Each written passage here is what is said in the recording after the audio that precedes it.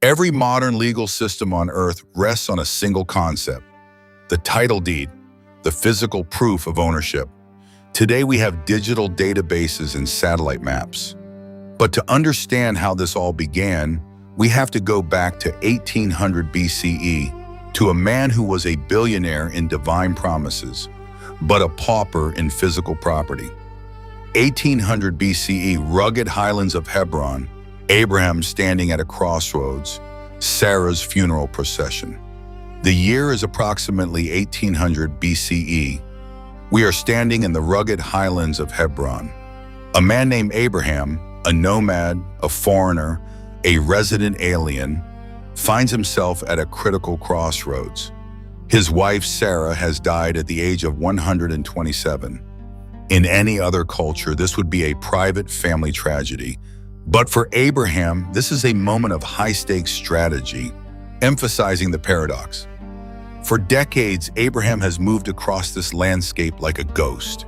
He is a prince of God to the locals, promised the entire land by divine authority, yet, technically, he owns not a single square inch of the soil he walks upon. He is a powerful chieftain with an army, but he has no legal roots. After Sarah dies, Abraham suddenly has a serious problem. For years, he has lived in this land, traveled through it, built camps, raised animals, made deals with local tribes, and became known everywhere around Hebron. People respect him. They know he is rich. They know he is powerful. But there is one problem. He owns nothing. Not one field, not one vineyard, not even a place to bury his own wife. And that changes everything. So Abraham goes to the Hittites, the local people living in the area, and asks for something simple: a burial place for Sarah. At first, the conversation sounds friendly. The Hittites speak respectfully. They call Abraham a prince of God among us. They tell him he can bury Sarah wherever he wants, and then they make him an offer. Take one of our tombs. Sounds generous, sounds kind. But Abraham immediately understands the danger. Because if the land is only borrowed, then one day somebody can take it back. If it is a gift, somebody can later say, "We never sold it to you. We only allowed you to use it. This place was never really yours." And Abraham wants none of that. Most people think Abraham is simply looking for a place to bury Sarah. But if you listen carefully to this story, you realize something much bigger is happening here. Abraham understands that a borrowed grave changes nothing. A gift changes nothing. If the land still belongs to somebody else, then one day somebody else can come and say, "Leave." That is why he refuses every polite offer. He wants ownership, real ownership, public ownership, the kind nobody can deny later.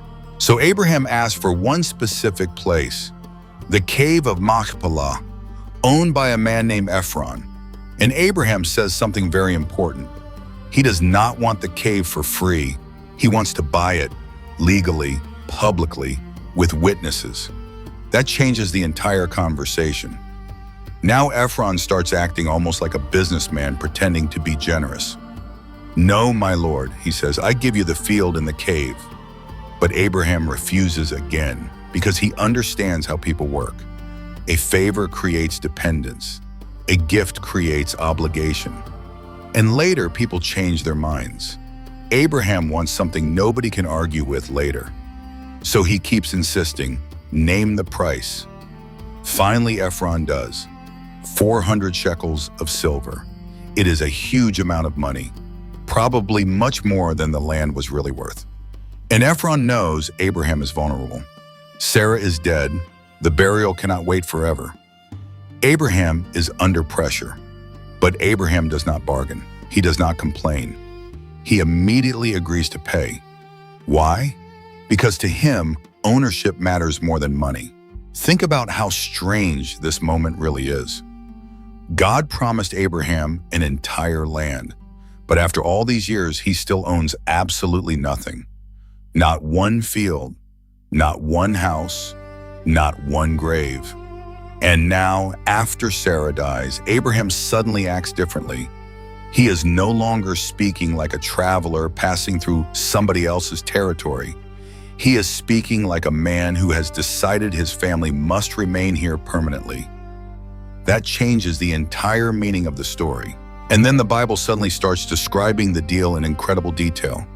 The field is named, the cave is named, even the trees around the land are mentioned.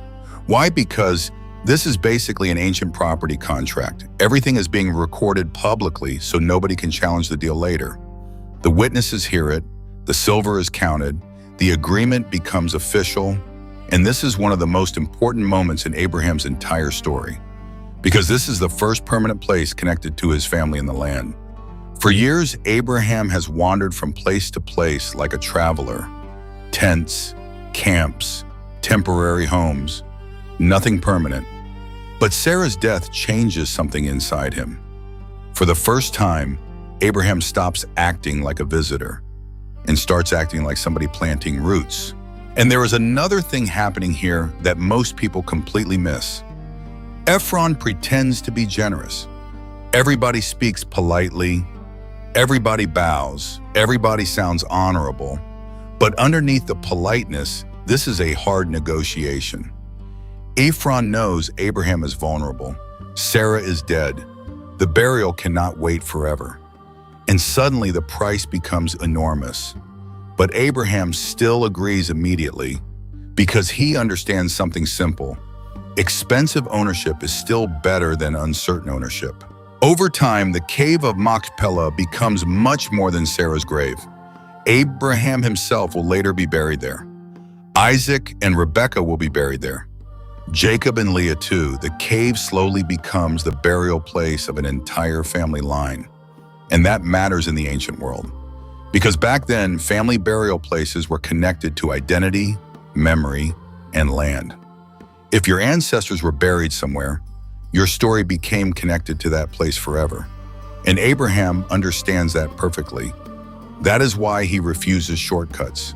No favors, no borrowed land, no vague promises, only a clear purchase, only something permanent. Even today, thousands of years later, people still fight, argue, pray, and travel to this place. Jews, Muslims, and Christians all consider it sacred. And all of it goes back to this one negotiation. One conversation at the city gate. One old man refusing to accept a gift. At first glance, the story almost feels small. There are no miracles here. No giant battles. No dramatic supernatural moment. Just a business deal over a cave. But maybe that is exactly why it feels real. Because history is not always built by wars. Sometimes history begins quietly, with a contract, with witnesses, with silver changing hands, with a man trying to protect the future of his family.